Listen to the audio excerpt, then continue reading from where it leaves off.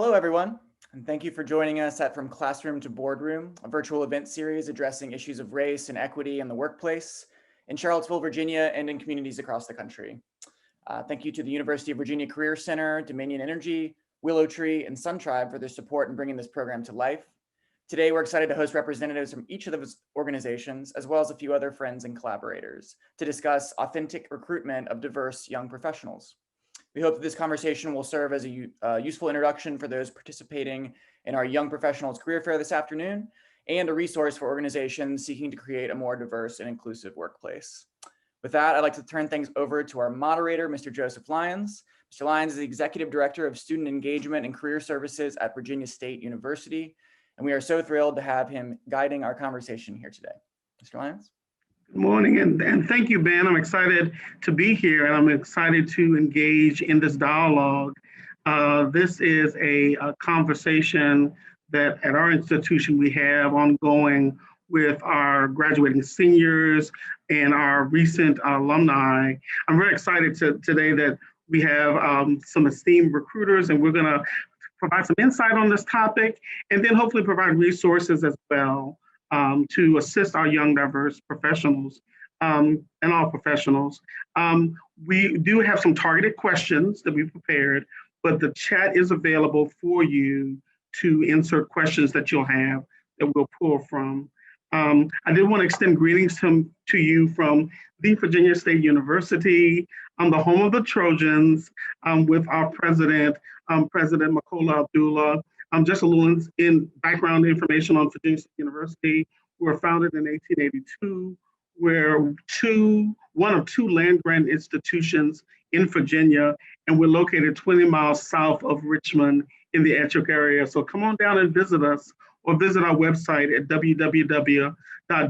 I want to take an opportunity at this time for our panelists just to introduce themselves and give a brief overview of their organization. Whoever wants to start? I'll start. So my name is Devin Norris. I'm the intern program coordinator at Dominion Energy. We have a very robust intern program, about 250 interns annually. I'm involved with the recruiting process all the way up to the facilitating of the intern program during the summer. So planning a lot of virtual events now, used to be in person, hopefully get back to that soon. But I'm excited to speak to you all today. Okay. I'll go next. My name is Heather Barton. I'm the Talent Acquisition Director here at Willow Tree. I'm in Charlottesville.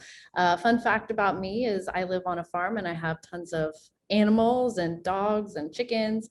But a little bit about Willow Tree, we're a digital product agency. We're one of the largest digital agencies in the US that's independent. We design and build everything from mobile apps to responsive websites and voice skills, and our clients include companies like HBO, National Geographic, Nestle, and Pepsi.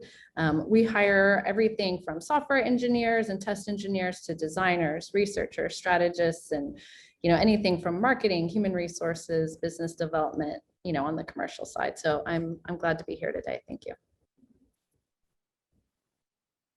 Next, Jen. Jen. Go next, if that's okay, Rob. So, hi everyone. My name is Jen Porcelli. My pronouns are she, her, and hers. And I've been. And I'm sorry, Jen. We just want to hear you. I don't turn up your system that we can hear you more. We hear everything you're saying. You're on mute now. Sorry about that. Is that any better? I know we did a trial and you could hear me, so I'm not sure what happened there. Online systems. But anyways, I'm sorry. My name is Jen Porcelli. My pronouns are she, her, hers. I've been with Gartner, which is actually a global research company. I've been here for 3 years, and I currently work as a talent advisor on our diversity, equity, and inclusion talent acquisition team. So most of my experience has been in university recruiting, but I've always had a passion for diversity and have been lucky enough to really act as a diversity consultant for our recruiters to build a pipeline of diverse talent. So really excited and grateful to be here with my fellow panelists. So thanks for having me. Thank you. And last but certainly not least. We'll take it. Hey everyone. Rob Karate. I'm a director at Sun Tribe.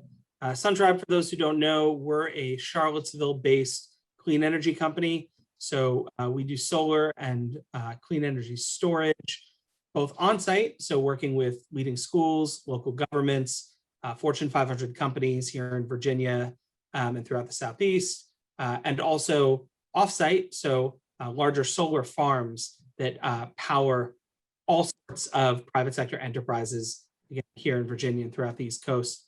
And we're proud to be the fastest growing clean energy company in Virginia. So excited to be able to talk a little bit about opportunities today and about how we can all sort of build a better pipeline for young professionals in all of our respective fields. Well, welcome again to our esteemed panelists. Let's go ahead and get started. Trying to be a host, similar to a game show. So it's really interesting how our world has changed, and we all know that it has. And this really means that the strategies that may have worked for our students, young and emerging professionals, needs to be assessed, and it might need to change. So I wanted to start with the first question by sharing a little data. The unemployment rate, and this is from the Bureau of Labor Statistics, is currently 6.0%. The unemployment rate for bachelor's degree grads ages 20 to 24 in March 20 was 4.2%. And currently March 21 is 7.2%. So we're making some strides, we are. And then the increase in projected hiring class of 2021 versus the class of 2020 is 7.2%. So there are some progressions. Of course, there's work to be done. So I wanted to the panelists extend the first question. If you could share how the COVID-19 pandemic, beginning and when it first began, as opposed to where it is now, has affected your organization and how you feel it has affected young, diverse professionals in the recruitment process. And anyone can go or wants to start?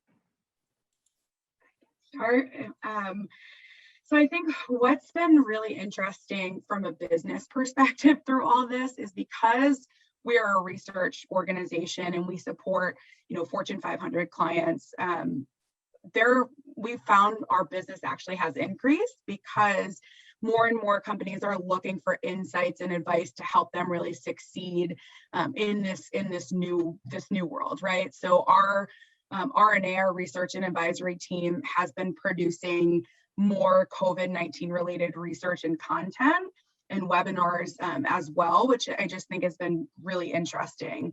From a diverse young professional perspective, and I think specifically speaking for Gartner, one of the benefits and what we've seen, so we had to, last year in 2020, we had to cancel our summer internship, which was really disheartening for us. It was really challenging. But this year, we are having our internship and it's virtual. And I think there's a benefit because for us, our internships, we require you to be at one of our two centers of excellence. So either in Texas or in Florida. And usually you have to be there in person. But now, because it's virtual, we have opened up the opportunity for students who may have in the past had challenges being able to travel. So I think that has certainly been an advantage. And I think too, we've really had more of an opportunity, I think, to spread or diversify the types of schools that we go to, because again, we're virtual now. So we've had just the opportunity to reach more students. So that's been the benefit there for us. Okay, thank you. Thank you. Anyone else? Yes, I can piggyback off of that a little bit. So we are very lucky being a Fortune 500 company that last year, as COVID-19 progressed, we had to make that game time decision, as many companies were doing. Do we cancel our internship program? Do we pivot to virtual, even though we're still learning how to work remotely and virtually ourselves as employees? But our executives decided to approve moving forward with a virtual intern program, and we rolled out Dominion Energy's first ever 100% virtual intern program for 250 interns. We wanted to make sure that we followed through with that commitment to our students that we had made to them earlier on in the months, and be innovative and think of ways that we can shift to a virtual program ourselves get used to working with Teams, WebEx, Zoom, all of those platforms. So we did so, and our students were so happy. So we felt very lucky that we could do so as a company. This summer, it looks like we're doing a little bit of a hybrid approach, some virtual for those departments where most of our employees are working at home still, and then in person for those that are the departments where they're working in person. So that is our strategy for this summer. In regards to our diversity approaches, last year, we had a diversity student conference, and that was in person. We had another one planned for 2021, and we were actually able to roll that out, and that was virtual. So that was our first time doing a 3 or 4 day conference, 100% virtually, which was tough, but we really found a way to make it work, still be engaging. And for that diversity student conference, we had 125 students attend that conference, all diverse students. And at the end of the conference, they had the opportunity to interview for an internship with us.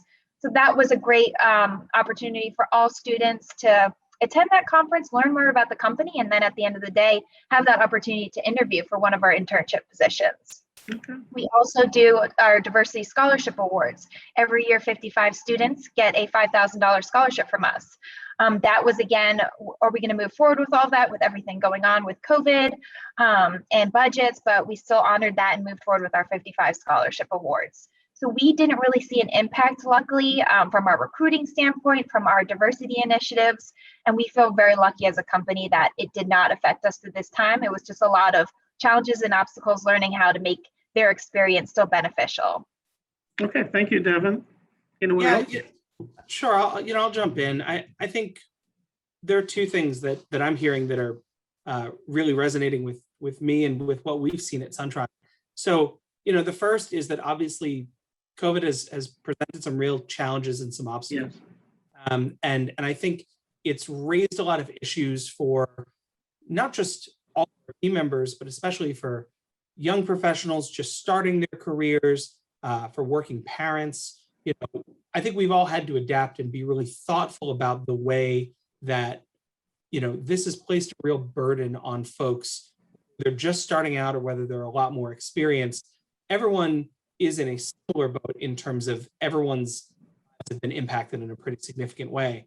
One of the things that I'm hearing from Jen and Devin and Heather, you'd mentioned during your introduction too, that when we think about how COVID's impacted our business, it really touches on the idea of creativity and opportunity to think about things in a new way, because, for all of our companies, there are so many different of careers available, right? If you're going to be, advising a Fortune 500 company at Gartner, if you're going to be building an app for HBO at Willow Tree, if you're going to be, doing cutting edge engineering at a place like Dominion, or you're going to be a lineman at a place like Dominion, or you're coming to a company like Suntribe where we're breaking all kinds of new ground on renewable energy, whether you're, a project manager or you're in finance or you're working on site, there are all kinds of opportunities. And one of the things that we've found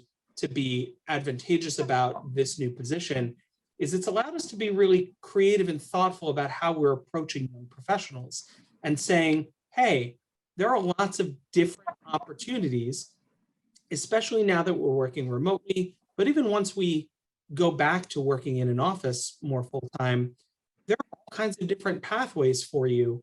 Let's be really intentional about how we can explore all of those different opportunities for all kinds of young professionals, some of whom might not see a very clear pathway because it's new, or because you're in a space that, frankly, even a couple of years ago wasn't a very clear path. But we have that opportunity now, and I think it's one that I'm hearing from my fellow panelists, but I know it's one we've seen in our own space, in our own company. Good. Thank you, Rob. Heather? I was going to say early on, Willow Tree transformed our interview process to be fully virtual. So previously, the end stages for us were all, of course, in person. So I definitely think there's some pros and cons to recruiting virtually. On one hand, you have a lot more flexibility. So students with a part-time job or outside commitments at home or on campus have an easier time scheduling interviews. So I think that is a great plus for them.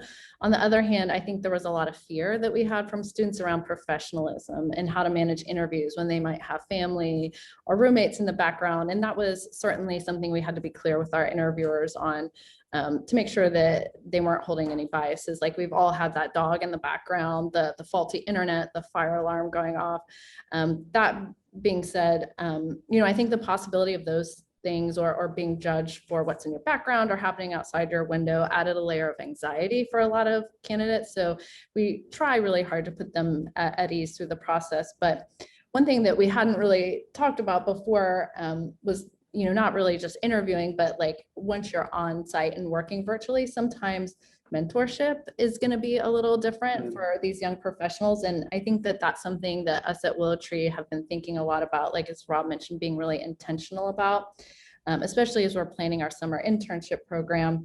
I think students oftentimes have a fear around being a bother or asking too many questions. And on our experience, it's far more common that someone early in their career asks too few questions than too many. So it's really on us to make sure that they feel safe and comfortable and getting the answers that they need. So again, like being really intentional about connecting regularly through things like Slack and messaging, having scheduled one-on-ones, daily stand-ups, team meetings, and hopefully like some fun like happy hour events.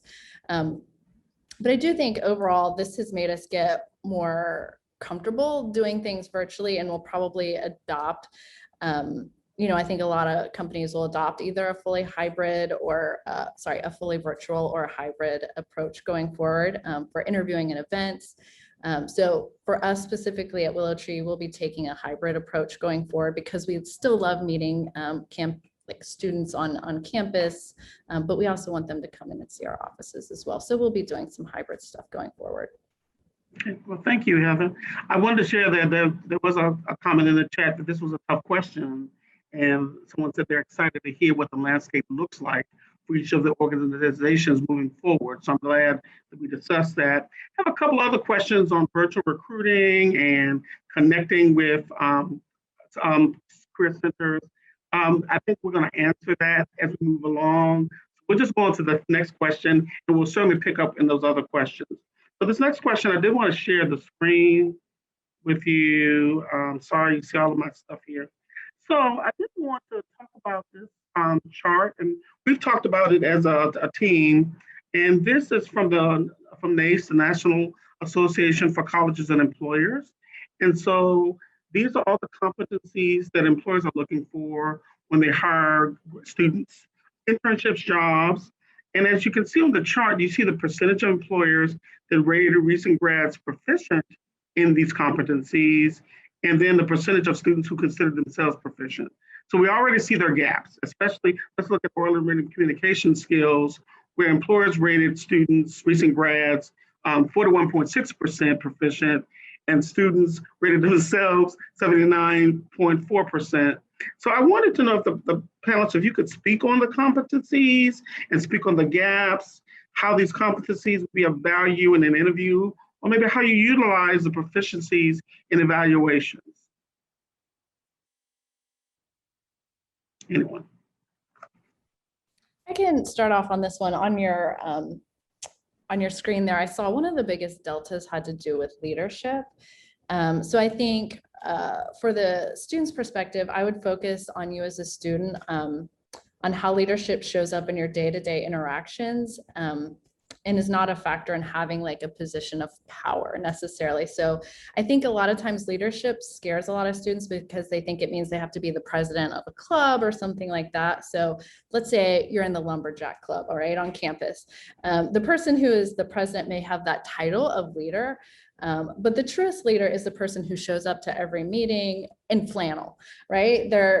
They're making the pancakes for everybody in the club, and they are a great representation of the club to outside or potential members. So that may be the president, but in many cases it's not. So that would be some of my advice to students, is be able to think about some of the ways that you've been a leader, maybe not in title, but how you've done that through classroom projects or through outside activities.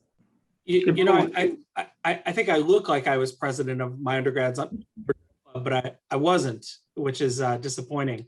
No, I love that, Heather. Let me piggyback off that a little bit. I think there are two things that when we see this gap, for a company like SunTribe, I think we're thinking through the same lens you are, which is one, we want to make sure that young professionals have opportunities to show leadership and that they understand what real leadership looks like. And so they can make that a part of their professional goal setting, right? That's something we talk about a ton here in our company, which is, what does success look like for you as a young professional? And then how can we make sure we are supporting that success, right? So, so often for young professionals, they're thinking about how can I make sure that I'm, doing what I need to do, pleasing my boss, pleasing my employer. And for us, we think about it that same way that you are, which is that, let's make sure that young professionals understand that they might already have really good leadership qualities that they don't recognize as leadership qualities. And then the second thing is that, some of that gap, I think, is a communications problem. So one of the things that, we try to really focus on is, as especially senior folks within our organization, you have a real responsibility to follow a servant leader model. And that starts with listening. So, we need to make sure that when we're hiring young professionals, whether it's interns, folks just out of school, maybe a couple of years into a career, if you're 3 or 4 years into a career, you're still very much a young professional. And maybe you've had one position or two positions, but haven't had a real range of potential experiences and employers. So for us, it's about making sure our ears are open. Hey, what is it you're seeing as a young professional? How can we improve our company from your perspective? How can this experience be one where you're having your needs met and making sure that you're meeting the demands that we're putting on you as an employee? Jen or Devin? Those are some great points, especially in the communication area. So thank you, Rob. So one of the things I saw is the professionalism, work ethic, and the communications like you just mentioned. And I think those areas are so important, especially as a young professional. Your internships, your job interviews, specifically your internship is kind of like a job interview to hopefully become a full-time employee with that company. So those are things that you definitely want to strive for. I think everyone on this panel can say we're looking for strong GPAs, good schools, extracurricular activities, but when it comes down, those soft skills are so important. I know at Dominion Energy, we focus a lot on our company culture and core values. So we want, the smartest and the brightest, but we also want somebody that is to be able to integrate into that company culture. And those are some things like professionalism, communication, your follow-up that are going to be so important. So remember those soft skills and have them shine through in your interview. Make sure you're having eye contact. Make sure you do that research prior to that interview. You can find a lot online.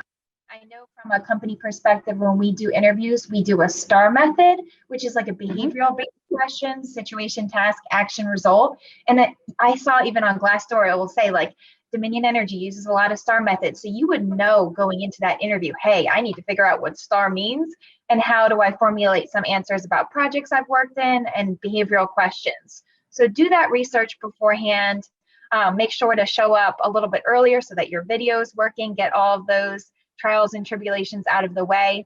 So those are just some quick interview tips, but I would say don't forget that even if you have a 4.0 and you're coming from one of the best schools, somebody that maybe has those soft skills, that passion, that motivation, and can share that with the hiring leader, they might get that job. So just remember that as you're going through the interview process and throughout your career. Okay. Jen, any last words before we transition? Yeah, this one was a hard one to go last. But I think the last thing I'll say, kind of to echo what Devin said, I think it's about communicating with authenticity. I think that's truly what sets you apart is doing that research, showing what you're passionate about, and really being able to articulate what your attributes are, what you're going to bring to the table. Again, to the leadership point, I was thinking about this last night, like how many interviews that I've done where, a student says they're a president of a club. You hear that all the times, but I want to know,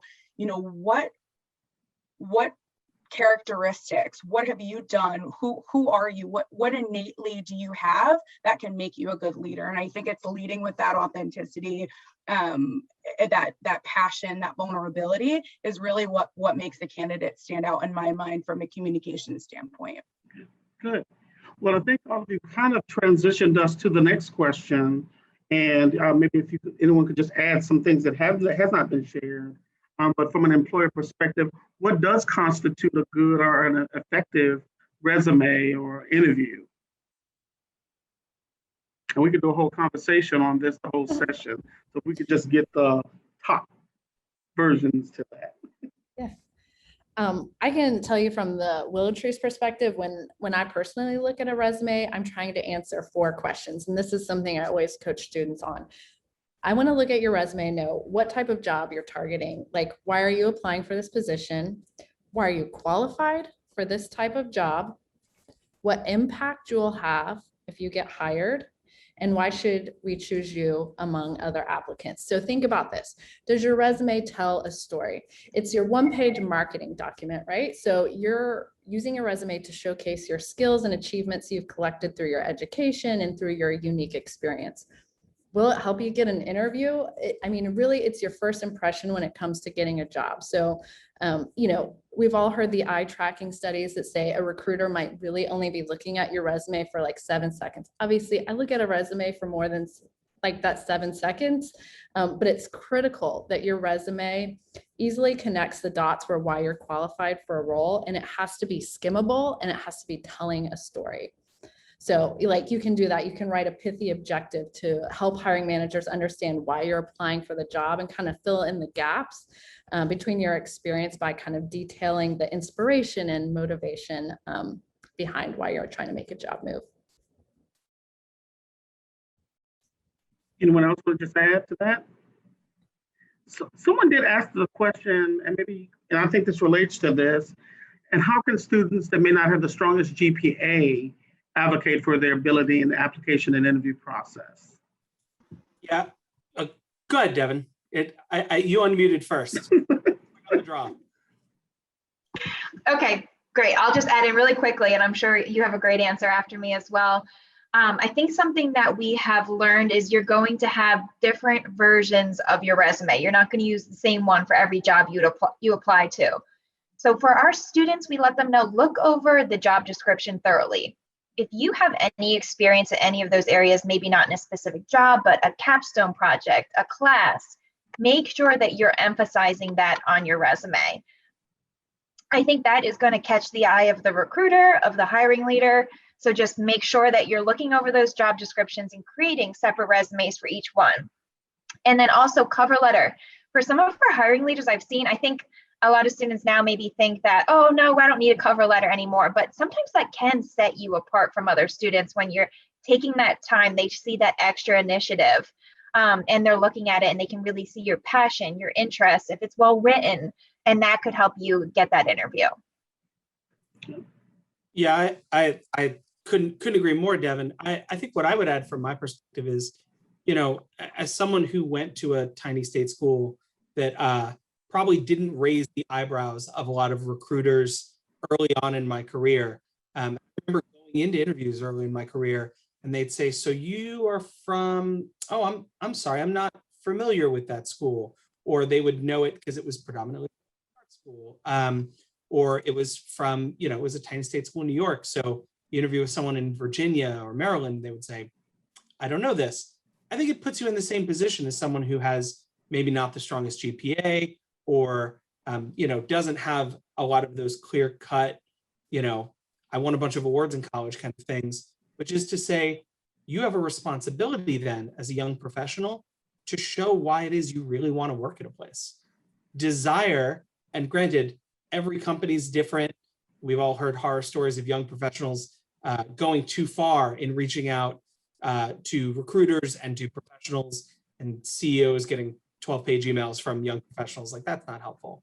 But I think there is something to be said for, if you really want to work for a company, showing them why it is you want to work for them, and not just, oh, I want a job as an engineer because I've always wanted to be an engineer and you guys have an engineer job. Like, most employers aren't so interested in, here's my journey and here's how you help fill a puzzle piece there. A lot of us are really interested in, we're trying to build teams that, frankly, there are tables where there aren't always an unlimited number of seats. Even for bigger companies, there's a lot of competition. So show me why you want a seat at that table and why you want to come and work. You know, if I want to go work at Dominion, show me why I want to work at Dominion, not just any utility or any energy company. Like, show me why it is you want to work at my table, because that makes me a lot more willing to want to kick the chair out so you can sit. And Jen, did you want to add anything? Yeah, sure. So just in regards to GPA, first, I think, a GPA should not be an indicator, or is not an indicator of whether or not you will be successful in a role, right? And I often found with lower GPAs, like, I'll always ask students, can you tell me why? Can you talk to me about it? And usually there's a story behind it. A student may be working 2 jobs. A student may have had an illness or something happen in their life. And so I think when a candidate brings that up proactively, I think it addresses the issue without us having to kind of, like, it addresses the elephant in the room, so to speak. But then it also, again, really shows, it gives the candidate an opportunity to show that passion, to explain again, maybe what they were going through. So I think it's okay to bring that up and to be transparent too, and to kind of call it out if that's something that you are a little bit apprehensive or self-conscious about as a candidate. Thank you. Thank you. So I wanted to transcend to another question. We know in this virtual world that we're in, there have been virtual expos and webinars and information sessions. And for our students, that can often be quite experienced. And we wanted to know from you, from your perspective, how do you get noticed in that type of virtual venue? And if you could also tie one of our participants said, and what components of virtual recruiting do you plan to maintain in the near future? Yeah, I'll jump in first. I think virtual events are a blessing and a curse, right? They're a tremendous opportunity, especially events like this one. They're free. I don't know about all of you, but I know when I was a young professional and when I was a student, I couldn't afford to go to a whole lot of conferences. Mm-hmm. So, what I like about virtual events, particularly virtual events that are available and accessible to their community, the way that TomTom has made events like this one, is that it does lower the barrier and gives more people an opportunity to try to learn something. They can come to an event like this one and say, oh, I'm curious. I've never heard someone from Willow Tree talk. I want to hear what Heather has to say about recruitment. That might give a spark. Right? I think the way to get noticed, though, is to recognize that these virtual events are part of a conversation.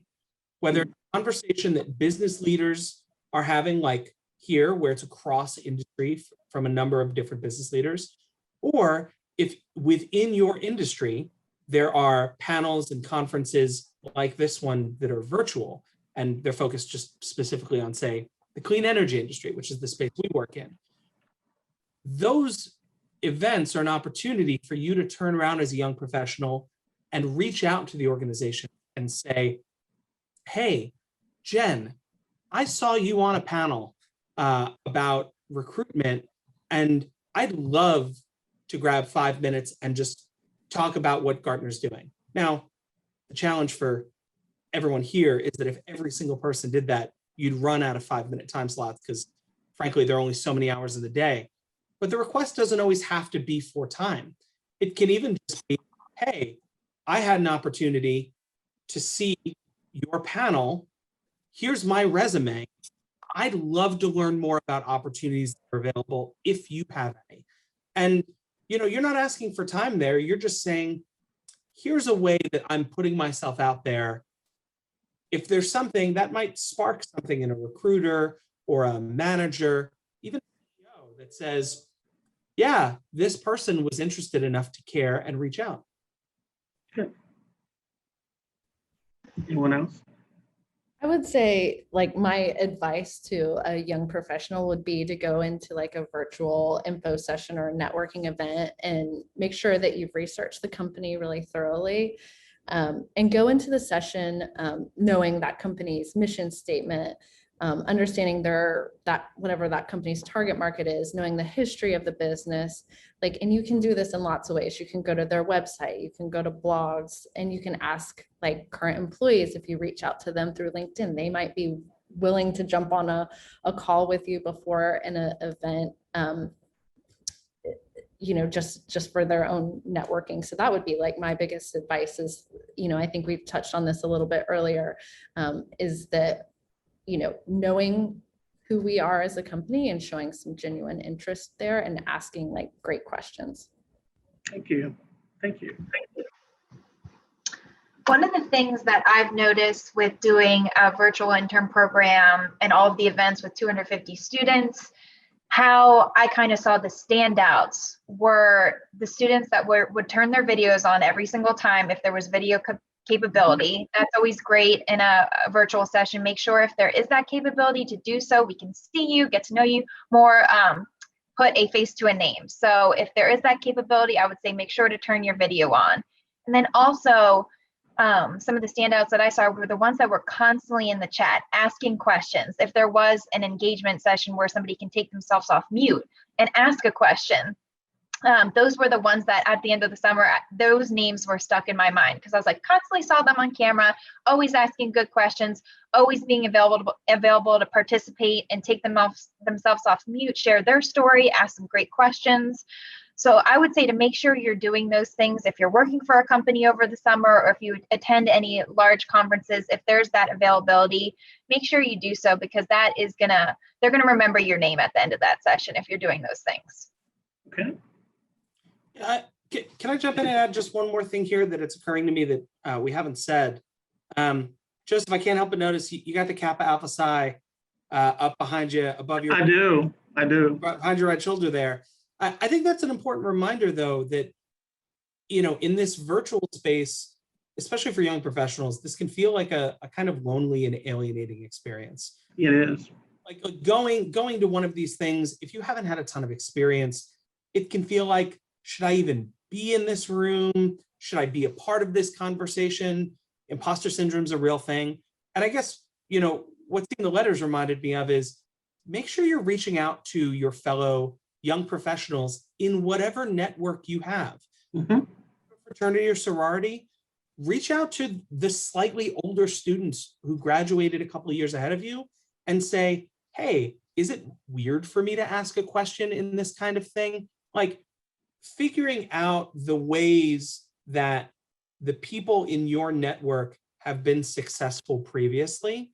And if you don't have a ready-made network, you don't have a fraternity, then make it your goal to try to build yourself a network and connect with other people who are in a similar position, because this virtual thing, it gets lonely. And for young people, a lot of the time they don't even log in because they're worried that they're not doing the right thing, or they're going to say the wrong thing, or I forget who it was that said it before, that they're embarrassed about what's on behind them if they don't have a great living situation, that sort of thing. Like,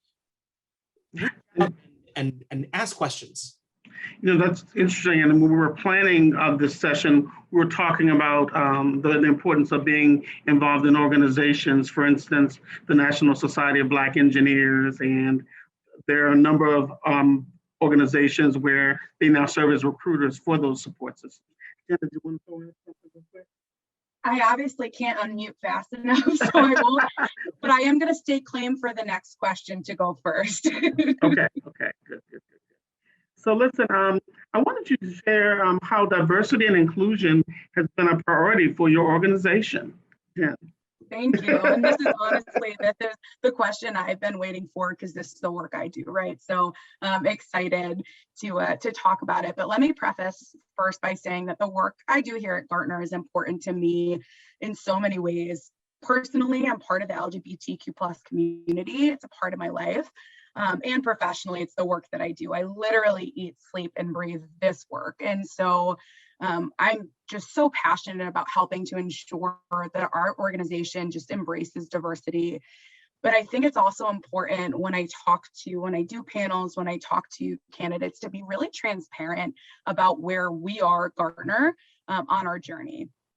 So again, like, I knew this job was going to be challenging when I took it, but I didn't realize that diversity, equity, inclusion, this is a long game, right? Change takes time, takes resources, it takes patience, and it takes commitment. And the good thing is, I can tell you that at Gartner, we are committed to making this a priority, right? And so some of the things that we've done, which is just really exciting for me, is we've recently hired a new VP of Diversity, Equity, and Inclusion, and created our DEI Center of Excellence. So this is a 5-person team that's really focused specifically on ensuring a culture where everyone can bring their whole selves to work. And so they really focus on the internal side. They focus on fostering that internal equity through our employee resource groups.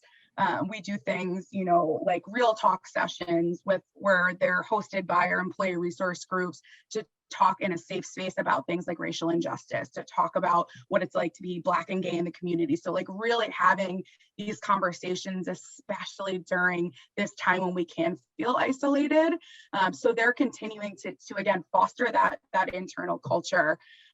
My team focuses on ensuring that we're engaging and attracting diverse talent. So what we do is we act as advisors to our recruiting team, but really we're also acting as educators. So I do a lot of training on unconscious bias in the interview process. I do a lot of training on really what are diverse demographics, right? What do those look like?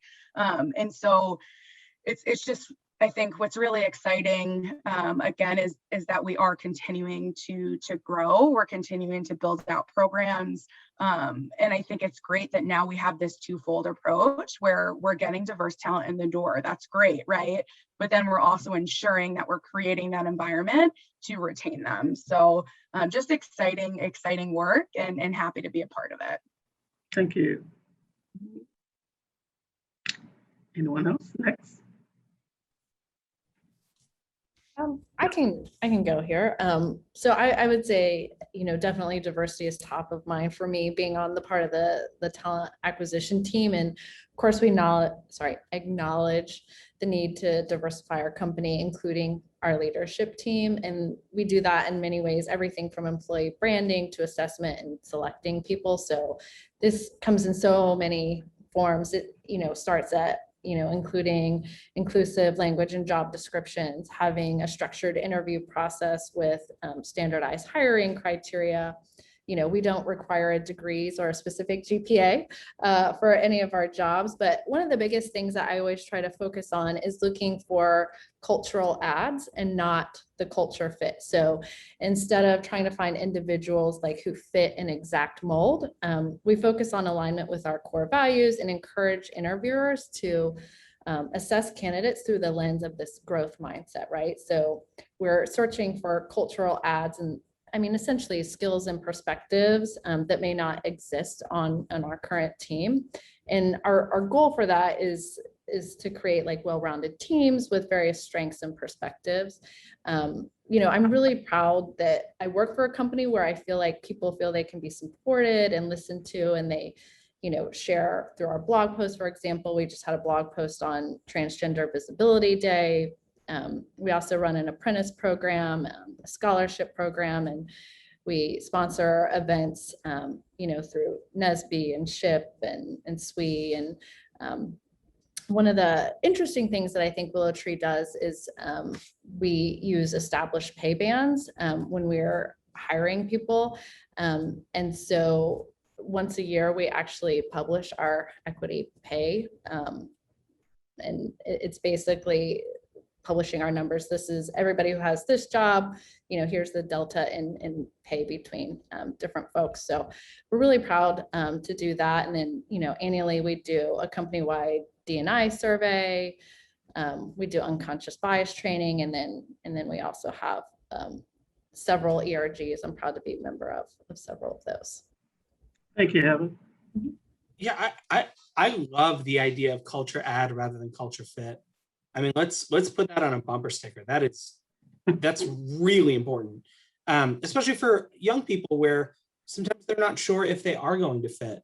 I think what I would add to this part of the conversation is just, for young professionals, whether you're a student who's looking for their first real job, or you're looking for an internship that'll lead to a first job, whether you're a young professional with a couple of years in, or you're someone, who's looking to career switch, right? You're 10 years into a career and you're looking to career switch, where now you're going to be, in a similar position to a young professional, where you're entering a career in a new and different way.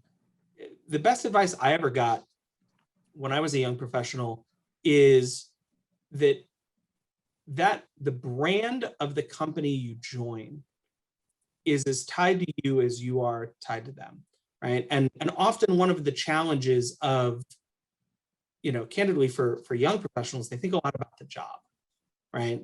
Oh, I want to be an engineer. And so they go and hunt for engineer jobs, right? As opposed to, I want to go and work at SunTribe because SunTribe's the kind of company where I want to work. And so I guess for young professionals, just remember that as much as you're trying to impress your potential employer, it's up to your potential employer to prove to you that they share your values and they care about the same things that you do. And I think it's one of the things that, I can say with a certain amount of humility on our side, and then having seen, Dominion and Gartner and Willow Tree in action, that all of the companies on this panel do really well, is they're really thoughtful and intentional about how to address these challenges and do a really good job of walking the walk and not just talking the talk. And that's really critical for young professionals, that, when you're interviewing somewhere, how people talk about these issues and how they think about the future matters a lot. In a lot of ways, it matters even more potentially than sort of where a company or industry's been. Think about where they're going, and are they being thoughtful? And is that the kind of place where you want to tie your own brand and your own time? I think we see that here in these companies, but you want to be careful that you're not taking a great job at a place where ultimately it's not going to be a great work experience for you. Thanks, Rob. Devin? Yeah, so everyone had great points, and it's so inspiring to hear what other companies are doing. At Dominion Energy, we are very lucky to have a growing diversity and inclusion team who manage our 8 employee resource groups. I think as a company over the past couple years, we have made huge strides, and we continue to add additional employees and directors to this group, which just make it that much better. Specifically for our students, we like to have those uncomfortable, tough conversations. So last year, when everything was happening with George Floyd, we sat our interns down. We wanted to see how they felt, what we can do better, and support them. So I think that from our perspective, everyone is constantly trying to do better, learn, educate one another. And we lean on our employee resource groups heavily. They host so many events throughout the year for us. And they're always eye-opening. You learn something every time. So our employee resource groups continue to grow. We continue to have diversity and inclusion focused events for our students over the summer. Like you were saying, Rob, when these students are going to work for a company, I think that is a main area they want to see that we're passionate about and that we're trying to move the dial in. So we like to share with our interns how good we're doing as a company and how big of a focus it is for us.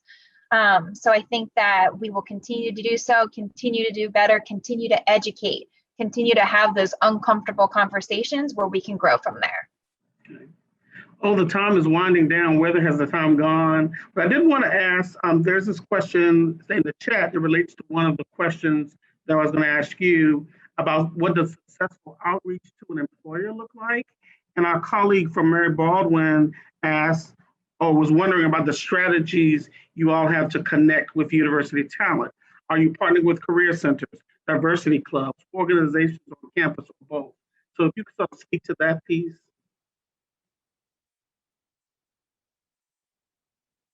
Should I read it again? No, I don't want to be the first one to jump in because, to be honest, Jen, Devin, and Heather are smarter than I am. So I frankly would prefer to hear them talk first because it's super helpful. I know from our perspective, one of the things, I think it comes back to a word that we were talking about earlier, which is intentionality, right? You can't hope that students from nearby colleges and universities, just by nature of geography, are going to discover you. You have to be really thoughtful about building partnerships. I know for us too, you know, we work in a space, right, in clean energy and in energy broadly. I think it's a space that's doing a really good job at grappling with how to build a more diverse workforce in a way that makes sense and actually reaching people where they are, right? Providing them with skills and training when they need it, but also just making young professionals, and if we're talking about young college educated professionals, aware of what we're doing, right? Education is so I know for companies like ours, we've been really thoughtful and intentional about not just partnering with universities, but also with organizations like Black Oak, right?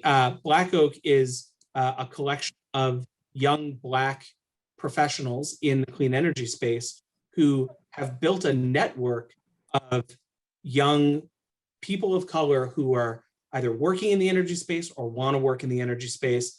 And they're doing a good job of not only starting those conversations, but in connecting talent to organizations that need talent.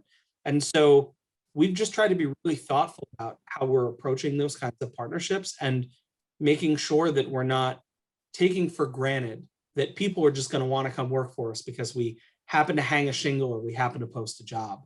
You have to be really thoughtful about how you do that work. Okay. Anyone else? What we've been doing, what I've seen that's been really effective is just having open and transparent conversations with career services. And I'll give you an example. We recently started to build a partnership with an HBCU, and we got on a call, and the person in career services, you could tell right from the beginning, was a little hesitant. And basically she was saying, you know, all these organizations are reaching out to us now, right? Because of the racial injustice, and everyone wants to recruit our students. Like, what makes you different, and what are you going to provide to our students? And having that conversation, and at the end, you know, we left feeling like really excited because it made us realize, to Rob's point too, like, it's not about just recruiting, it's how can we leverage this opportunity now that we're all virtual to reach more folks and to professionally develop them early on. So we're looking at really attracting and inviting early talent, so freshmen and sophomores, into these professional development sessions. We're doing something called Grow with Gartner, where, you know, we'll talk about diversity and inclusion at Gartner, but the main focus is to provide 2 specific professional development sessions to help students who are really early on in their career start to think about interviewing, start to think about those skills that they're going to need. And that all came from having that uncomfortable conversation, and really asking, like, what do you need from us? What do your students need from us? So I just thought that was something that, you know, we haven't done in the past face to face, and we wanted to get creative, and we wanted to get, again, vulnerable, and really make sure that we were, again, recruiting with that intentionality. Okay. Thank you. Heather or Devin? I can talk here a little bit. You know, in terms of like giving advice to a young professional about how to reach out to an employer. I mentioned this earlier about reaching out to your network, and I understand that as an early professional, you might not have thousands of connections on LinkedIn. But what I would say is, and I notice this at Willow Tree all the time, like if you see a company that you want to look for, send LinkedIn requests to people who work there. And I think you'd be really surprised about how willing people are to talk about the company they work for. In many cases, they think about themselves, helping out somebody who's earlier in their career. And I think people are really, really willing to jump on that, go grab coffee or jump on like a 15-minute call to talk about their experience working for that company. And then, so my advice would be to reach out to people, find out more about the company, and then see if you can use that relationship as you reach out with an application. You might say, X, Y, and Z from your team. I spoke to them. I'm really excited about this opportunity. Like, I know that I see that on a cover letter or on an application from somebody, and I know that they're really interested in us and that they've taken the time to reach out to somebody at our company. I'm 10 times more likely to respond to a message like that. That's just my advice to you as an early professional. Thank you for the advice. Devin? I think everyone covered it pretty well. Like Heather was saying, strategic outreach. I know Rob mentioned earlier somebody sending a 13-page letter to the CEO. So you're going to have a way better percentage of a response rate if it's from reaching out to somebody like that you met today. One of our panelist members, hey, attended this session today, thought it was great, would love to hear more about your company. So just make sure you're jotting down names during these conferences, any kind of networking. Through friends and family, always throw that little dash in there if you know somebody, because then you most likely will get a better response rate. Okay. We've got about 3 more minutes. Really, really quickly, if someone can just respond to, I know Heather, you were giving advice, just giving advice to young diverse professionals who are embarking upon a career, and how do you build that ladder of opportunity to make it progressive? Really quick. You can throw some zingers. I would say really quickly, don't be afraid to advocate for yourself. Okay. The only way we know what you're passionate about, what you're interested in, is if you let us know. I see this happen way too many times with students. After a summer internship with us, they let me know maybe April or May the next summer, oh, actually, I wasn't that interested in the group I interned with. Can I rotate into a different position? And at that time, it's too late. Be confident. You are, the future talent pipeline of the companies that you're working for. So if you guys let us know, we will do our best to make sure that we're getting you in the right area that you're passionate about. So don't be afraid to advocate. 2 minutes. Yeah, I would just add, look, you belong in any space you want to belong in, right? So, if you're a young professional, whether you're from a traditionally disadvantaged community, whether, you're the first in your family to go to college, right? Like whatever position you're in, just know that wherever you want to be, you can be in that room. And the way to do that is, as Devin said, don't be afraid to reach out and to ask for the things that you want in your career, and be intentional about how you're building your career, because at the end of the day, you are your own best advocate. We have 1 minute. Anyone burning anything? Yeah. Keep learning. You don't have to spend a bunch of money and go back to school to learn a new skill or to change careers. If you want to learn how to code, go do a boot camp or take some free online courses, and find a mentor who can coach you and help connect you with their network. Do we have to eat up the minute yet? One quick little thing, anything? No, that's it. I mean, I was going to say, just from a mentorship perspective, I think, yes, be your own advocate, but also find someone that you can learn from. If you identify skills that you want to develop, find a person that can help you develop those skills. Okay. Thank you to our panelists for your participation. I would be remiss if I did not announce the Young Professionals Career Fair this afternoon from 1 to 4. Go to Handshake, your Handshake account, or contact your university about joining Handshake so that you can participate. Is that what I was supposed to say, Ben? Thank you, Mr. Lyons. Appreciate that shout out. And Jen, Devin, Heather, Rob, thank you so much for sharing your insights. This has been an incredible conversation. Audience members, if you missed any part of the session today, we recorded. It'll be available probably at the top of next week. So check out our YouTube channel. It's youtube.com/TomTom Foundation. And please join us at the Career Fair. It starts at 1 and it'll go till 4. each of these organizations has representatives that will be in attendance. So you can learn more there. Thanks Thanks so everyone. much. Stay safe.